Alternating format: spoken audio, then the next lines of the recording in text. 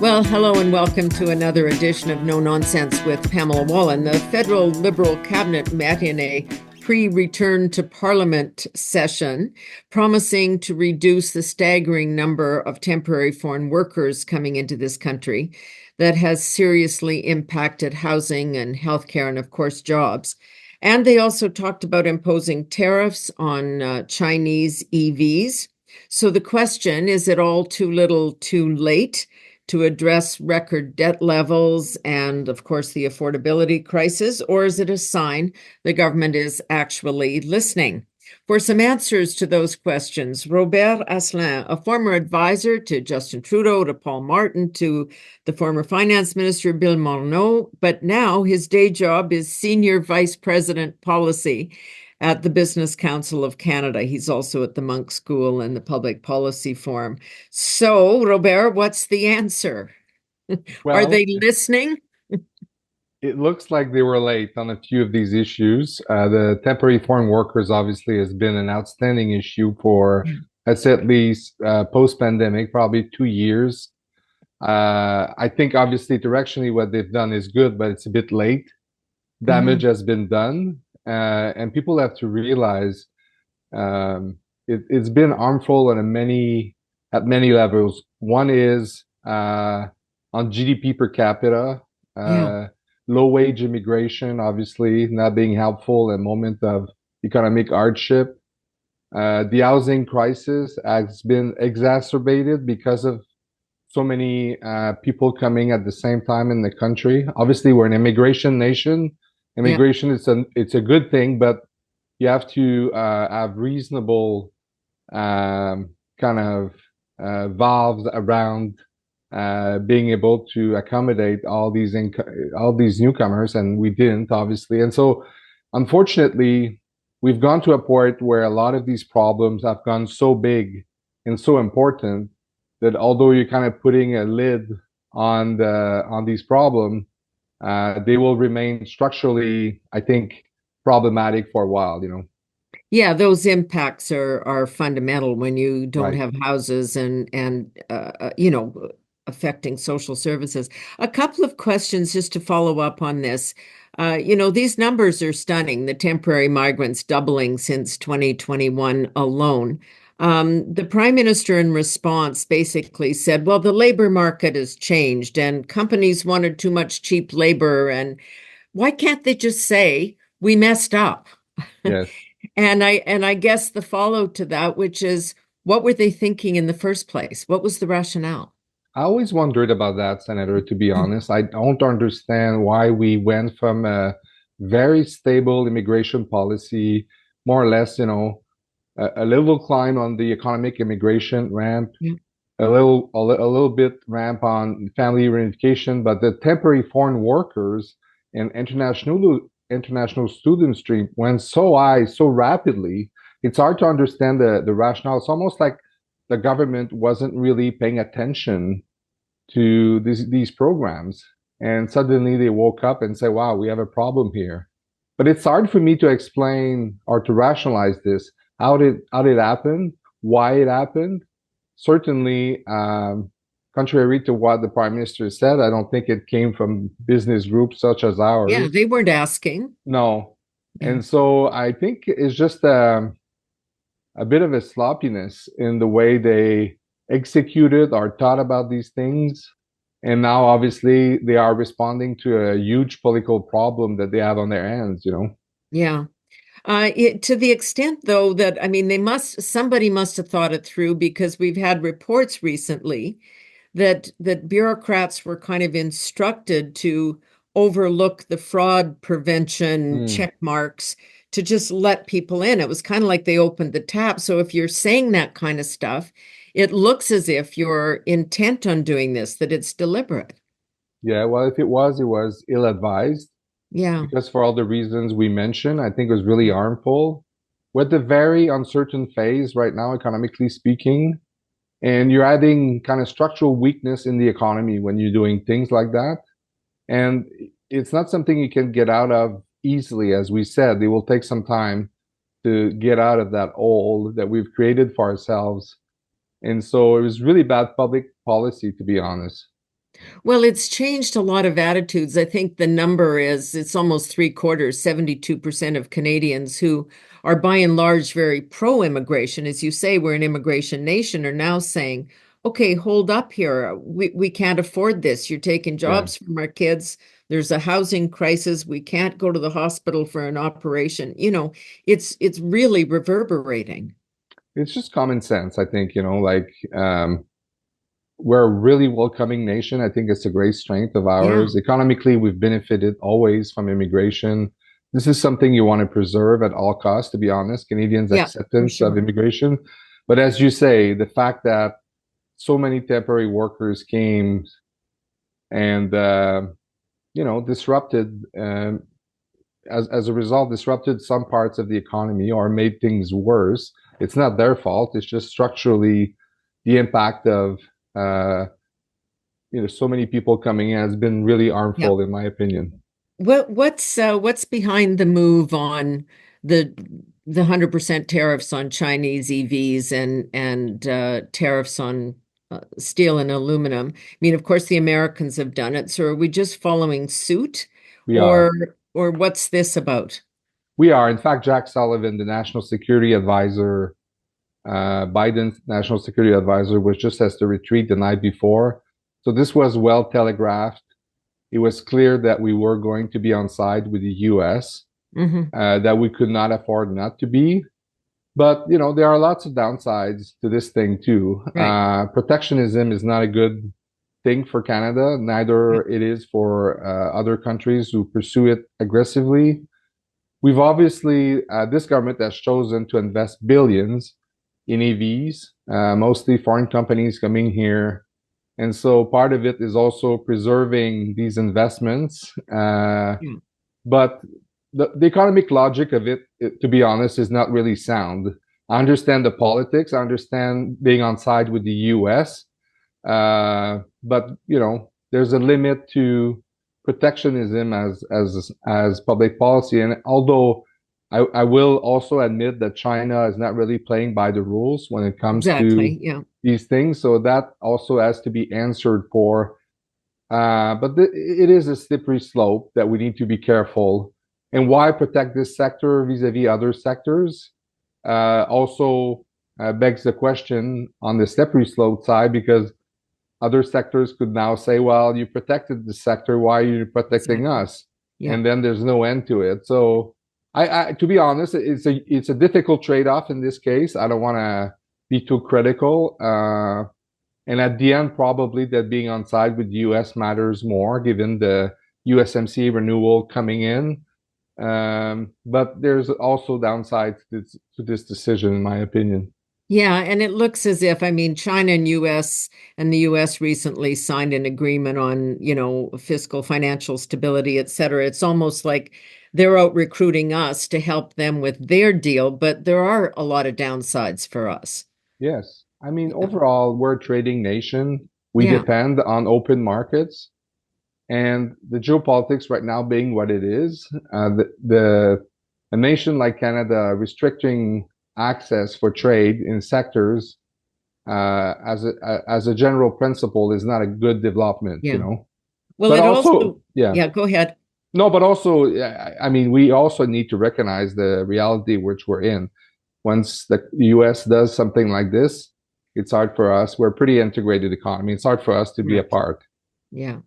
But it does raise that question. As you say, we put billions into EV batteries. It was very controversial. Yeah. We did not even keep the intellectual property. We allowed the foreign countries, the other countries, to bring their own workers in. I mean, it's hard to see what the benefit to us was at all. Yeah, I'm quite critical of this kind of industrial policy. I call it rent seeking industrial Rent policy in the seeking, sense right? that um, these sectors would be probably much less competitive if they were not as heavily subsidized. The Yeah, problem in the auto case is that everybody kind of does it, and so again, we feel we need to do it, but it's a very defensive thing. Canada has obviously had stake in automotive since the Auto Pact and CDAO, and we're really invested in this. But in terms of thinking about productivity, innovation, competitiveness, this is not a sector where I think Canada will shine, to be honest, Right. because the main reason is it is rent seeking. We're not producing more R&D. We're not producing more innovation. It's not domestic. We're asking basically, we're paying for labor essentially to keep this sector competitive. So it's what I call labor arbitrage.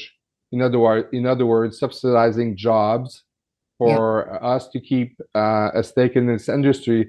I mean, at worst, I guess we could keep what we have, but I'd love Canada to be more focused on the industries of the future, energy technology, ag tech, Yeah. science technology in general, so we can create our own kind of path to prosperity as opposed to just giving a bunch of corporate subsidies. Yeah, and that's it. It always begs the question. And as I said to you before we began our conversation, I'm sitting here in Saskatchewan in Western Canada, where, the energy sector is driving a lot of the new change and new thinking about, greening the whole economy.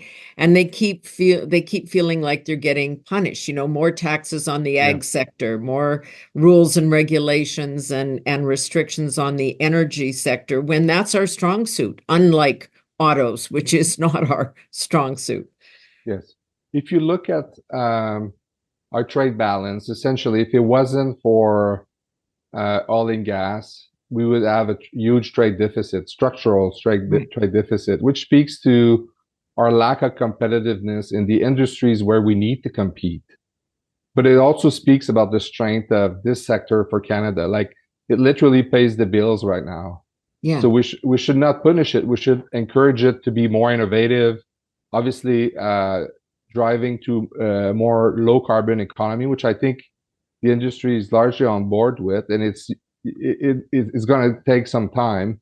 But I agree with you that right now it is kind of a mixed message coming from the government that you really want this industry to thrive. We've got the numbers are staggering, $1.2 trillion in debt. Debt servicing alone is huge.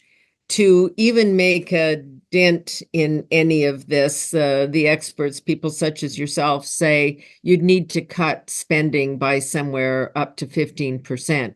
I don't get any sense that this government is even contemplating anything close to that. In fact, there's new programs and new taxes. Yeah. The thing with this government is never really justified is spending habits with like cyclical economy where we Yeah. are. In other words, when the economy was at, full speed, they would still justify high spending. Uh, and just logically, where you need to be is when the economy is good, you can restrain your spending a bit. And when the Yeah, economy put some is aside for a rainy exactly. day. But this is what this government has never been able to do. And so as a consequence, now we have a structural deficit of about 1.4, 1.5% of GDP. And what happens is when things will get harder, the economy now is slowing down quite a bit. I wouldn't exclude a recession, by the way. People Right. are screaming soft landing. I think it's still too early to say. Uh, we see unemployment going up quite a bit with newcomers, especially with young people, which is very Yep. hurtful because you want to give hope to the new generation. They're already struggling with housing.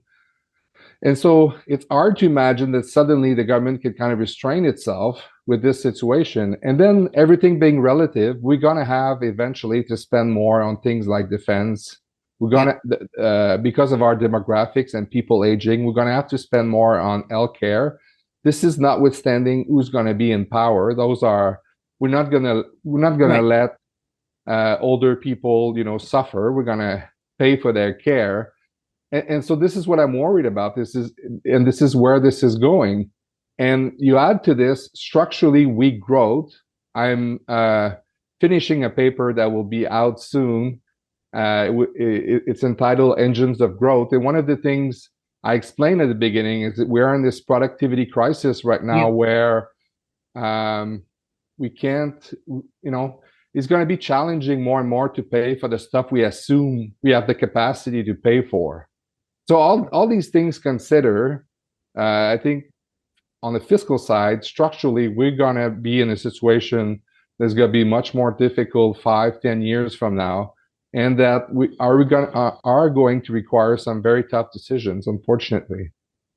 Yeah, and that's where it gets into the politics too, which is, do all the short-term stuff and the spending now and get the political benefit Yes, and then hand it off to the next guy and say, oh, exactly. too bad you're broke, right? You can't. Yeah, Um, for and sure. so it doesn't sound like that this is in the best interest of Canadians. And they also are not feeling this despite the Right. optimism. I mean, you referenced earlier on the GDP. I mean, per capita, the gross domestic product, all the activity is of course going down on a per capita head because Yeah. we've got so many more people in the country. You can't let 1.5 million new people in and not have an impact. Yes, and it's also because, business investments are low. It's also Right. because structurally, outside of recession, I think the Canadian economy has rarely been that weak. And so this is what we have to worry about. Overall, I think we're in a very tough position, to be honest. And Canada has so much potential. This is what Mhm. frustrates me in a way. Yeah. If we were a country that would be constrained in so many ways by talent or geography or natural resources, but we have all these things. Yeah. So we should pull ahead and be in a much better situation. The other thing I will add, Senator, is it's one thing to say I'm spending money, and they spent, since the pandemic about 500-600 billion of it. But it's another thing to actually show results for. Yeah. If these investments would have been, and I'm not dismissing everything has been done, some has some merits, but on the economic front, we have not raised our productive capacity. We have not be more, we have not been more innovative as an economy. That really worries me. We're not a more technologically driven economy than we were before the pandemic. And those are the investment that we need to get us in a better position economically. So it's kind of the worst of the both worlds. We spend a lot of money, and in my opinion, there's a lot of that money that has not materialized in sustainable growth that we want for everyone. Yeah, it's programs that people can pick off the cash and put it on their bottom line, but it doesn't result Right. in anything. They've paid a few salaries. We've been hearing and I know at a variety of Senate committees, certainly at banking, where I chair, that this issue about productivity, and now the government has announced it's going to have yet another study on this. We don't actually need a study. We know we have a huge productivity problem vis-a-vis the United States and everybody else and internally. One of the issues is, as we were mentioning with the battery plants, we don't even keep our own intellectual property and try and benefit from that. And we can't attract investment unless we bribe people to come in. The levels of foreign investment are way down. Yes. It goes back to rent-seeking industrial policy, unfortunately. What I'd love to see is kind of a technology strategy on key sectors, agriculture, Right. energy, things where we have comparative advantage, where we can compete, and where the government needs to be really focused on kind of de-risking, for example, R&D that is very low on the private sector side, but that can yield huge benefits down the line. This is what countries that succeed economically do. You look at South Korea, Taiwan with semiconductors, you look at Germany with advanced manufacturing, United States on the defense side, and DARPA, this great innovation institution. I'm just not seeing that. I'm seeing a lot of spreading the peanut butter, short-term programs that are not very efficient. We want to please everyone. We create clusters everywhere in the country, even if we know that it's not really strong enough to sustain it. And so it's kind of getting out of the political bureaucratic capture of industrial policy and really focusing on the investments that could make a difference, including, I think, my main preoccupation is our public and private R&D level. This is what drives innovation. This is what drives productivity. And this what at the end will make us more competitive globally. When you look at, this is a bit of a tangent, but looking at the numbers that 1 in 4 Canadians now work in the public sector for some form of government, that is not contributing to an increase in productivity or fueling innovation in the private sector. I mean, this is very troubling. It's troubling on many fronts. I don't think we needed that many um, civil servants post-pandemic. I think it's reflective of how the government thinks about spending. I think a strong public service is important, but I'm questioning whether it had to be grown so fast. 40% government Right, is like it's exactly. The crazy. other thing, Senator, that kind of I think we need to be concerned with is culturally, people in Canada thinking that somehow the government will always be there to bail them out, which I hope in some cases will always be true, especially for the most vulnerable. But we need entrepreneurship. We need innovators. We need business people to say, I want to create a company in this country. I want to grow it. I want to become a multinational Right. without thinking that the most or the least kind of resistant path is just to get a job in government. Again, Right. I work in government. I work universities. I was paid most of my life with public money, but I just think at one point it becomes it has incidents or repercussions on our cultural psyche. Yeah. That government will solve all our problems, and we don't need to do anything on the business side, which I think is wrong. We've heard a lot of testimony to that effect in front of our committees about just that entrepreneurial spirit. There's kind of no drive. You might even start your startup, build a company because you're going to get a government grant to do that. Right. But there's no government grant for round 2 or round 3 or round 4. So you just sell the company or give it up. Like we don't seem to have that same drive that we see south of the border and in other countries where let's build something, let's make it bigger, let's sell it everywhere. It speaks also to the public-private partnership that I find not not really encouraged here. Like government does this Yeah. thing, it thinks it's going to create jobs with programs, and then on the business side, you wake up the day after the budget and you're like, oh wow, they're hiking the capital gains tax. Right. And I'm personally, my income is at the marginal tax rate of 55%, and all these things accumulate. And at one point, you're like, well, maybe I should just work in government, Yeah. and get a No good sense pension. achieving. Yeah. And there's nothing wrong with that choice. Again, I'm not blaming anyone for doing so. I'm just saying we want to create a bit of a buzz and an edge for people who do want to take these chances and want to be innovators, and we need to encourage that more.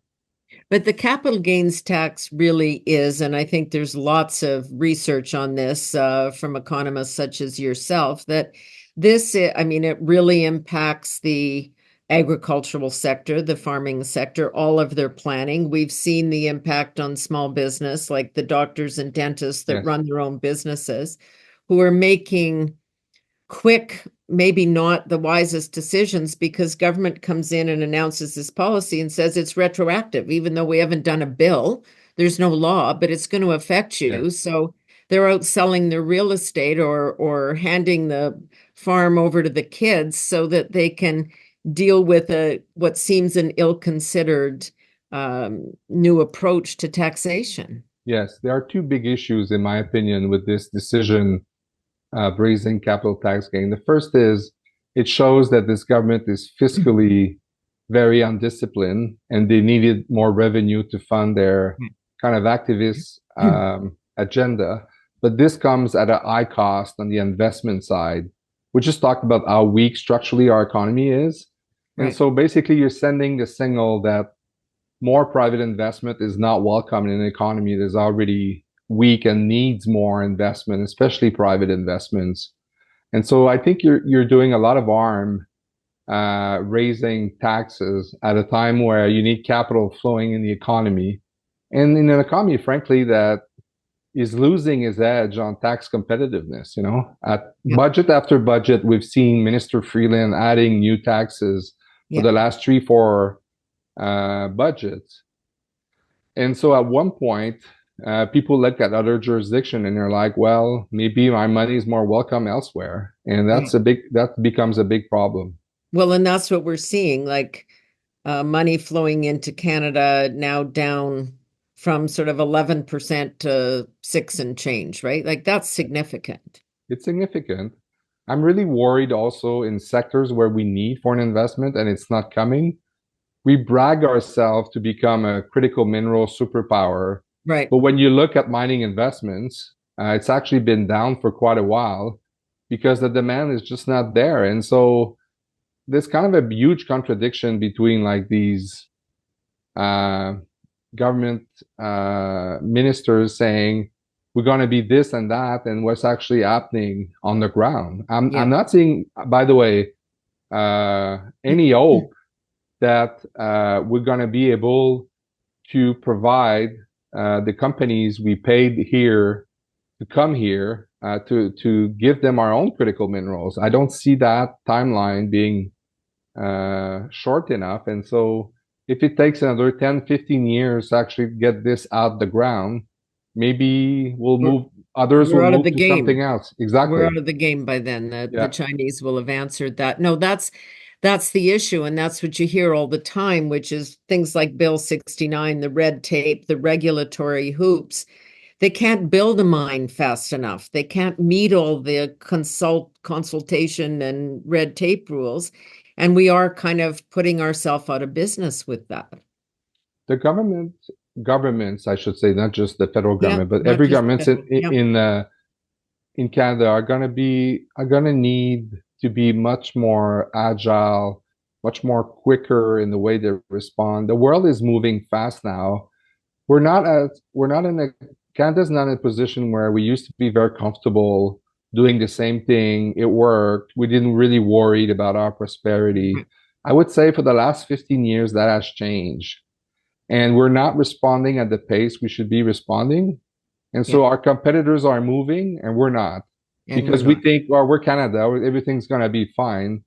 Sure, we're not going to be a poor country, but we're going to get poorer as we're not making these moves to, allow faster permitting, Yeah, faster environmental assessment, make investors more welcome in Canada. Um, and again, redistribution is great, but you can't redistribute what you don't produce. And yeah, so you we got to have have something to redistribute. exactly, we have to start producing some stuff. Otherwise, we're just going to put it on the deficit that's going to keep growing. Yeah. And what you hear in terms of answers, well, let's force the pension plans, the CPP and the teachers fund. Let's force them to invest in Canada. Let's make the banks put some rules on the banks about who they can give money to and who they can't to compensate for the fact that people are really reluctant to come and invest here because of the climate we've created. Yes. And I don't think we can answer it with these other approaches. No, markets are very responsive to predictability, Yeah. to cohesion also. When they see that, we don't have a long-term vision on where we want to be, I think they are very responsive to that. And right now, sure, Canada is a great country to still invest. I think we all recognize this, but it's not that people owe it to us. We have to earn it. And I'm not feeling that we're making a huge effort to earn it, to be honest. Yeah. That does seem to be it, which is, we don't really need you is the message of things like, well, we'll just make the pension funds invest more. Right. If somebody hears that, it's like, okay, good luck with that, folks, right? But And just on the pension fund, it seems to me that at the scale in which they invest, 500 million or more for each project, you need to give them the conditions to do so. So, for example, if we're not building big transit and we're not allowing big pensions to own Same thing with electricity grids. We had opportunities in Atlantic Canada, maybe with Churchill and others, to do this kind of big stuff. Um, road that maybe could be taxed a bit in some circumstances where it is in Europe. Then pension funds would happily come in and say, well, that sounds like a long-term investment I can make and keep top-notch infrastructure in play. Airports is the same thing. Why do we have this semi-private model where these kind of airport councils keep everything? It seems like half-baked to me. And so I'm not saying that it is a straightforward answer, but at least those are the things you need to put on the table to at least make yourself interesting on the big investment side. Well, and even basic infrastructure. I mean, we're all looking at Calgary shutting down, water consumption, but it's every small town in Canada in the more rural areas. Their infrastructure, water grids, all of that, it's all 50, 60, 70, Yeah. 80 years old. And those are huge investments that we need if we're going to not just attract more people, but pay the bills for ourselves today. Yes, and you said it, I think rightly at the beginning that things that are not sexy or not Yeah. enough short term, they get kind of dismissed. Yeah. We just saw in Montreal two big accidents happen on, water pipe that exploded, and Right. that's this kind of stuff. It's nobody's fault, but at one point, it's kind of essential services Yeah, that but it people, is our fault because right? those are again conscious decisions, right? Yes, We yes, want the money in the sexy projects where we can have a photo op and a yes, cabinet minister can have a good day, but we actually need to make the roads work and the water flow. yes, You said earlier, and I certainly didn't want to ignore it because we're hearing people like Jamie Dimon, the CEO of Morgan Chase. He's talking about this soft landing may be a little bit premature, and they've yeah. got a lot of political, upheaval south of the border too. Lots of discussion of it here quietly, not from government ministers or the finance ministers, but people saying we're not out of the woods by a long shot yet for all of the things we've been discussing. How seriously do you take that discussion of recession? I think it's a real possibility. When I look at how fast unemployment has risen and among certain groups, I find that very worrisome. Youth, newcomers, as I said. Even in the US, the Fed chair kind of pivoted from Yeah, not only we need to cut, but I'm now looking at unemployment more seriously, which in the US is part of their mandate, kind of a dual mandate. But right. all this to say that things can go south quickly. Confidence is always something that is shaky in an economy like this. And I think it's very volatile. I've never really understood why people are so obsessed with soft landing or hard landing, to be honest. It's a bit academic. When I look at hardship, when I look at young people not having jobs, newcomers not being able to buy a house here, for me, that's a hard landing. That's Yeah. difficult for people, and that's what you want to avoid.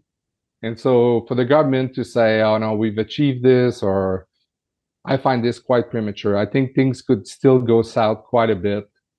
Right now, we're hovering around 1% GDP growth, and it's mostly because of vast immigration, like, Yeah. rapid immigration. If it wasn't for that, I think we would have had a recession in Canada. Yeah, it's kind of hiding it. It's hiding it. Yeah, It's the fact that population growth is so fast and so muscular at this point yeah. that it kind of hides the structural weakness behind the economy.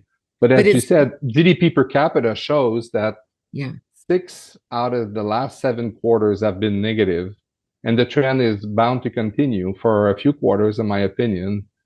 And so, at one point, you know, the that's way a the recession. yeah, the way you think about it really is in the last 7 years, we've had no growth on a GDP per capita basis. And the economy adjusted for inflation and population is less than it was probably in 2019 before the pandemic. That's worrisome. That's not where we want to be. Well, and the other side of it is that, you know, we have an obligation, I believe, that if we invite people into our country and say, sure, come, you're, you know, temporary workers or students or whatever it is, and then we let them stay, bring them in greater numbers, and then can't deliver Right, right. a place for them to live or even basic services, then that's also not just a reputational hit, it's kind of a moral hit. It's immoral, yet absolutely. So what's happening right now is basically population growth is much higher than employment growth or what the economy can create in terms of jobs. And so if that delta continues to do this, you're just going to create, again, more hardship for people who are at the bottom, unfortunately, Yeah. socially, who are really struggling. And And the young. having a son who is 20 years old, I'm actually, he's doing very well. I'm very proud of him, but I'm really worried about his generation Yeah. uh, and whether they'll have a shot at success the way that I did and that I think my parents had. So in a way, this is a breach of a social contract that Yeah. Canadians had with each other, and we don't need to be overly pessimistic. I think we have great opportunities in this country, but I'm just worried right now. The trend is if we don't accept that policy has a big role in changing these trends, that nothing will happen. So we'll keep digging our holes.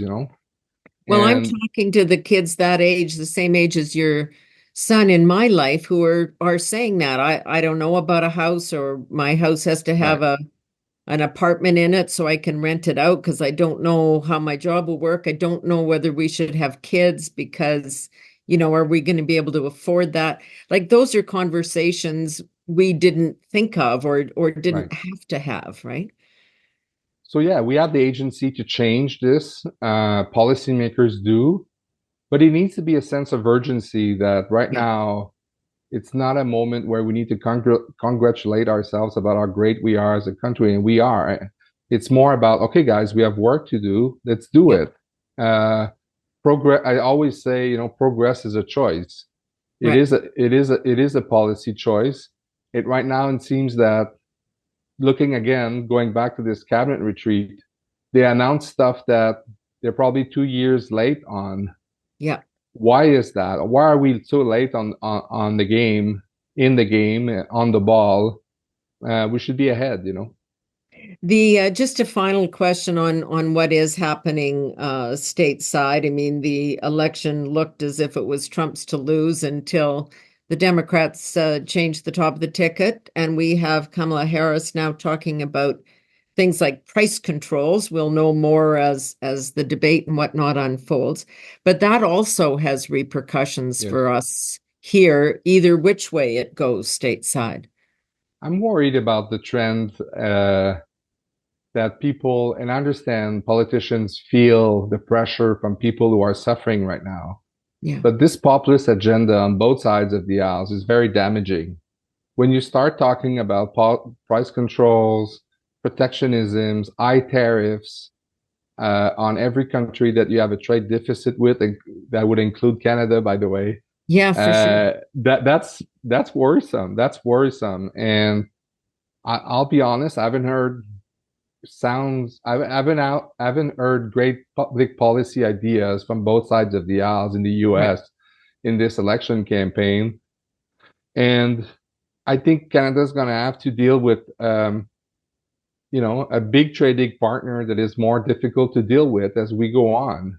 Well, and And much so, more internally focused, as you say, on both sides exactly. of the aisle. It's about pleasing the domestic market, not Yes, being, you know, that interly. I mean, even on the free trade agreement, which is up for renegotiation, you know, next year, right? it is up. And as you will have Yeah, seen also, some stuff is happening in Mexico that right. is also a bit troublesome for the US, even in some part to Canada. You have to wonder where this agreement will go. It's going to be more challenging than people Yeah, think. for sure. And we can't just assume, we used to assume that these things were in the bank.